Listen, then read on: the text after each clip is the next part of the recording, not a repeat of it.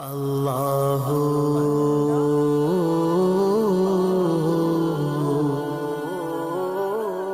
اسی طرح اب محرم آتا ہے تو غلامان حسین بھی کھانا کھلاتے ہیں، غلامان حسین بھی شربت پلاتے ہیں، تاکہ پتہ چل جائے کہ یارو تم کسی اور کے چاہنے والے ہو اور ہم حسین کے چاہنے والے ہیں۔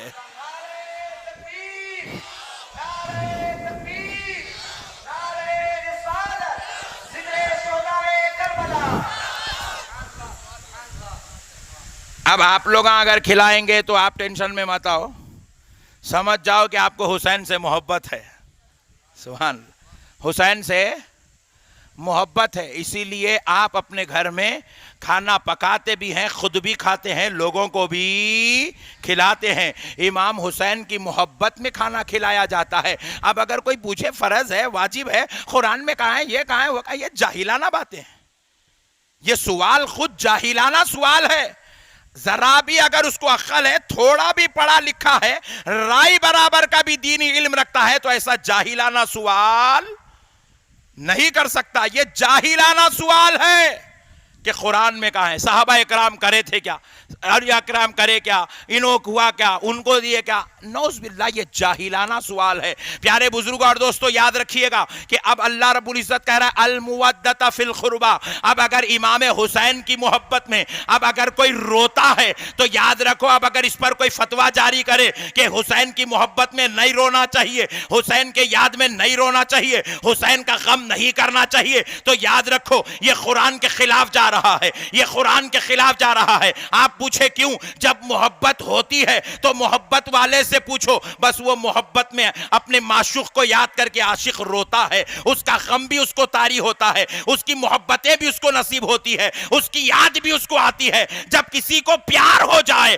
تو پیار کرنے والے کو پوچھو عاشق کی یاد کیسے تڑپاتی ہے۔ میرے پیارے بزرگوں اور دوستو، قربان جائیں آقا نامدار، مدنی تاجدار، دونوں عالم کے مختار، سید الابرار صلی اللہ علیہ وسلم کے آقا علیہ السلام کے پاس حضرت جبریل امین ایک شیشی میں مٹی بھر کر حضور کو لا کر دیے۔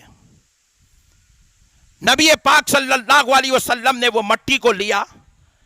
آقا علیہ السلام نے پوچھا کہ جبریل یہ کیا ہے؟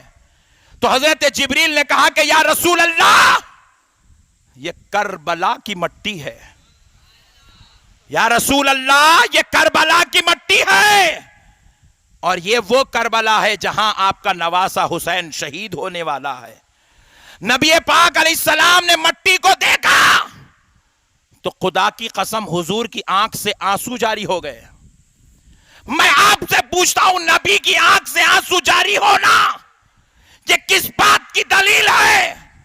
خدا کی قسم یہ حسین کی محبت کا ثبوت ہے، یہ حسین اور شہدائے کربلا کی محبت کا ثبوت ہے۔ حسین کی محبت میں رونا مصطفیٰ کی سنت ہے۔ پھر اس کے بعد نبی پاک علیہ السلام نے وہ مٹی لی، حضرت ام سلمہ رضی اللہ عنہا کو دیا اور دے کر کہا کہ اے ام سلمہ اسے اٹھا کر رکھو، اسے اپنے پاس رکھو۔ پوائنٹ ٹو بی نوٹڈ، کس کو دیا؟ حضرت ام سلمہ کو دیا، اسے اٹھا کر رکھو۔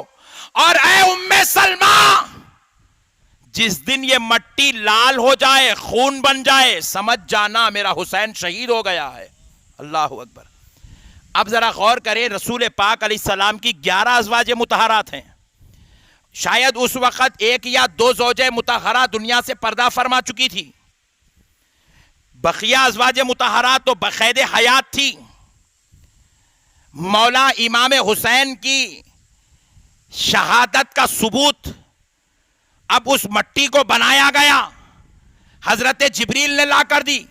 حضور نے وہ مٹی لی، لے کر حضور حضرت عائشہ کو نہیں دے رہے ہیں، بڑا نقطہ سمجھا رہا ہوں، حضور حضرت حفصہ کو نہیں دے رہے ہیں، حضور پاک علیہ السلام حضرت میمونہ ام المومنین حضرت میمونہ کو نہیں دے رہے ہیں۔ نبی پاک علیہ السلام نے وہ مٹی لی تو ام المومنین اپنی زوجہ حضرت ام سلمہ کو دیا۔ حضرت سلمہ کو ہی کیوں دیا؟ دیگر ازواج مطہرات حضرت عائشہ کو کیوں نہیں دیا؟ کیونکہ تاریخ گواہیں اٹھا کر دیکھ اس واقعے کے ذریعے اپنا علم غیب بتا رہے ہیں کہ جب میرا حسین شہید ہوگا تو ازواج مطہرات میں کوئی زوجہ بھی زندہ نہیں رہے گی، سب پردہ فرما چکی ہوگی۔ اس وقت اگر کوئی زندہ رہے گی تو حضرت ام سلمہ زندہ رہے گی۔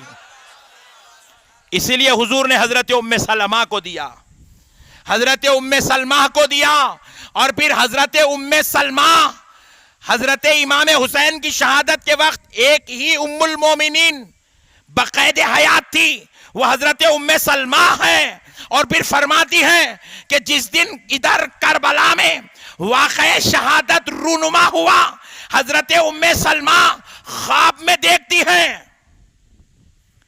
کیا دیکھتی ہیں؟ کہ نبی پاک صلی اللہ علیہ وسلم حضرت ام سلمہ کے خواب میں تشریف لائے، ام سلمہ کے خواب میں تشریف لائے، حضور کی زلف معمبری بکھری ہوئی ہے اور ساری زلف مبارک گرد و غبار سے بھری ہوئی ہے، ریش مبارکہ گرد آلود ہے، حضور کے چہرے پر غم و مصیبت تکلیف کے آثار ہیں، حضور کے چہرے جسم اقدس پر لباس مبارک پر خون کے دھبے ہیں۔ حضرت ام سلمہ نے جب رسول پاک علیہ السلام کو اس حال میں دیکھا تو حضرت ام سلمہ نے پوچھا، خواب میں پوچھتی ہے، یا رسول اللہ آپ پر میرے ماں باپ قربان، میرے آقا آپ اس حال میں کیسے؟ یا رسول اللہ یہ گرد و غبار کیسی، یہ فکر چہرے پر کیسا، یہ جسم مبارک لباس معمبر پر یہ خون کے دھبے کیسے؟ تو حضور فرماتے ہیں، ام سلمہ میں کربلا سے آ رہا ہوں، میرا بیٹا حسین اور میرے خاندان کے بچے کربلا میں شہید ہو گئے ہیں۔ اللہ اکبر۔ حضرت ام سلمہ نے جیسے ہی خواب دیکھا، خواب سے بیدار ہوئی، خواب سے بیدار، نیند سے بیدار ہوئی، خواب ختم ہوا، ام سلمہ نیند سے اٹھی تو جھٹ دوڑتی ہوئی اس محراب کی طرف پہنچی، اس کھڑکی کی طرف پہنچی جہاں پر انہوں نے یہ مٹی اٹھا کر رکھی تھی۔ حضور نے مٹی کی شیشی ان کو کب دی تھی؟ جب حسین علیہ السلام کی عمر 3 سال یا 4 سال کی تھی، 2 سال یا 3 سال کی تھی، اور شہادت کب ہو رہی ہے؟ جب حضرت امام حسین کی عمر 55 سال کی ہے۔ جس شیشی کو ام سلمہ نے 52 سال سے اٹھا کر رکھا، اب دوڑتے دوڑتے اس شیشی کی طرف پہنچتی ہے، دروازہ کھول کر محراب کا جب شیشی نکالتی ہے، زندگی بھر دیکھتی رہی، اس میں مٹی تھی، مگر مصطفیٰ نے کہا تھا میرا بیٹا حسین شہید ہوگا تو یہ مٹی خون بن جائے گی۔ تو ام سلمہ نے دیکھا اب وہ مٹی نہیں ہے، خون بن چکی ہے، خون بن چکی ہے۔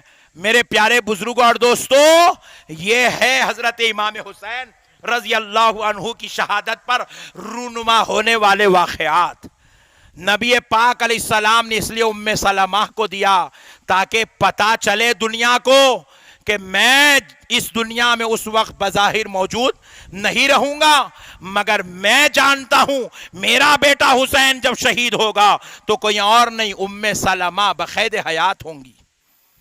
میرے پیارے بزرگوں اور دوستو، اب ذرا غور کرنے والی بات ہے، نبی کریم صلی اللہ علیہ وسلم بنفس نفیس روحانی طور پر میدان کربلا میں موجود ہیں، میدان کربلا میں روحانی طور پر حضور میدان کربلا میں، تبھی تو حضرت ام سلمہ کو خواب میں آ کر دکھا رہے ہیں، زلف معمبری گرد آلود ہے، اور آقا علیہ السلام کہہ رہے ہیں میں میدان کربلا سے آ رہا ہوں، میرے بیٹوں کو وہاں شہید کیا جا چکا ہے۔